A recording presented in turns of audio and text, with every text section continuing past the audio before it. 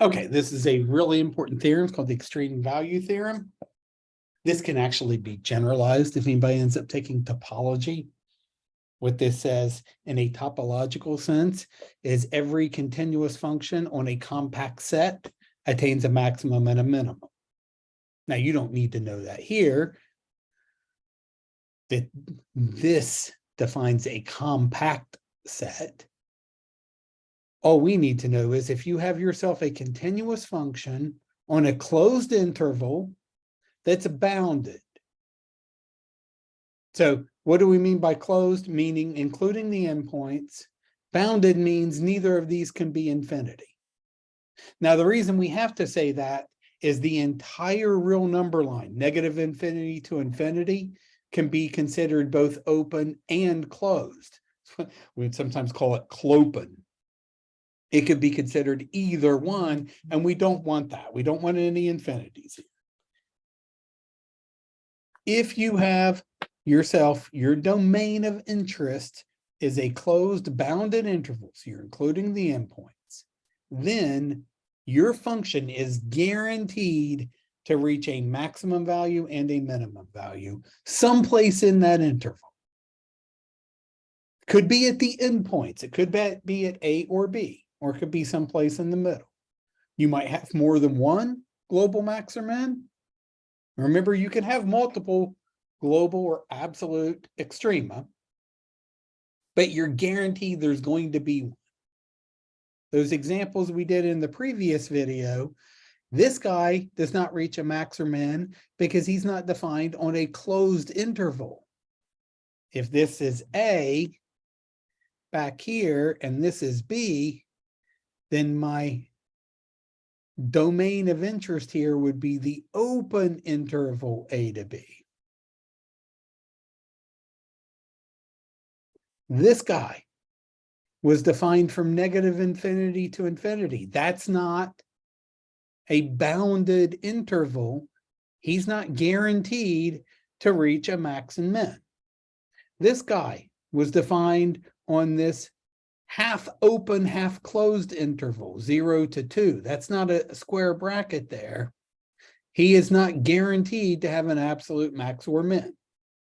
This one was defined on a closed and bounded interval, 1 to 4, guaranteed that he has an absolute max, it was right here, and an absolute min, it was right there. It's called the extreme value theorem.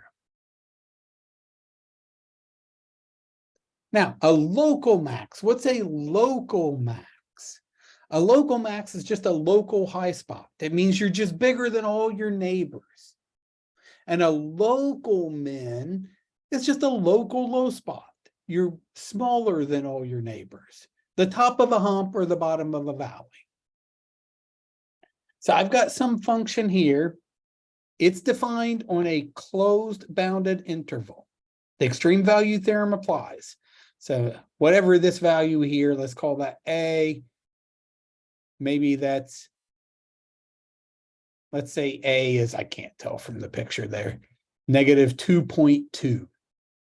And B, my biggest X value is 3. So my domain of interest here is the closed interval, negative 2.2-ish, whatever it is, up to 3.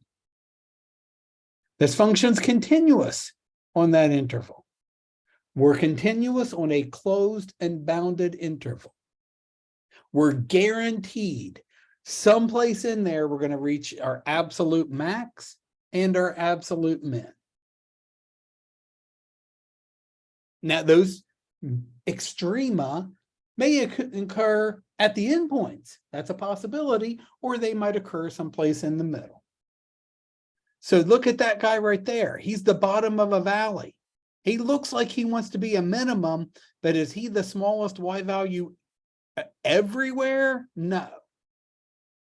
He's what we would call a local min. And what about that guy right there? He's a high point, like if this were actual terrain and I put a ball right there, that ball could roll either way. It doesn't want to sit up there at the top. That's the top of a little hill. But is it the highest point overall? No, all these points are higher. This is what we would call a local max. And same with that guy. He's also a local max. And this guy right there, that's an arrow, is also a local min. Now, what about that guy? He's not a local max. These are weird. In order to be a local max or min, you have to be bigger than all your neighbors on both sides. This guy's not, this is going to sound weird. He's not bigger than his neighbors on the left side because he doesn't have any neighbors on the left side. There's nothing over here. So he is not considered a local max. To be a local max, you have to be bigger than all your neighbors on both sides. If there's nothing on one side, you're not allowed to be a local. Endpoints are not allowed to be locals, but they can still be globals. That guy right there is the highest point overall in the entire picture. That is the global or absolute. Those mean the same thing. Don't think absolute value.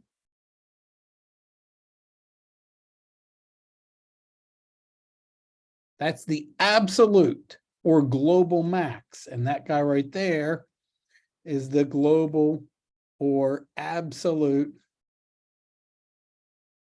min. Absolutes can be locals if they're in the middle somewhere. And that'll happen a lot. A local and a global will occur at the same place. Endpoints can be globals, but they can't be locals. Just write that down. And we're going to look at a bunch of examples. Here's another one. So all of my humps and valleys, I'm assuming this thing, that looks like that goes straight, but it doesn't. Like it's kind of, I'm emphasizing that it kind of curves down there. So that's a local min right there. The bottom of a valley. And so is this, that guy right there. He's lower than all of his neighbors. He's a local minimum.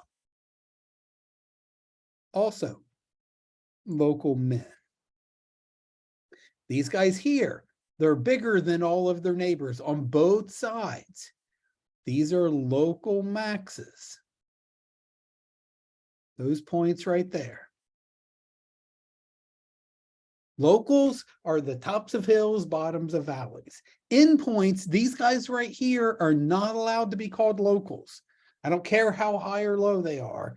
Endpoints are not allowed to be called locals because they're not bigger or smaller than all their neighbors on both sides. Okay, now let's look at our globals. What's the highest Y value anywhere? That's these guys here. Those are the tops.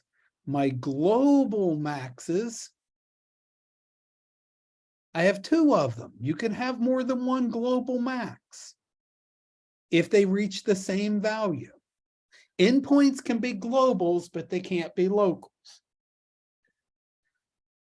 What about the global min? That's these guys. They're the lowest Y values anywhere. My global mins, I have two of them. Right there and right there. Locals can be globals. Endpoints can never be locals, but can still be globals. And remember, global and absolute mean the same thing. Okay, so I might say here, this guy F has a global max of 1. That's the Y value. How high is it? At, and that occurs twice. It's like, looks like negative 2.5 and positive 2.5. So maybe we'd say maxes because we have two of them. F has global mins at, where do they occur?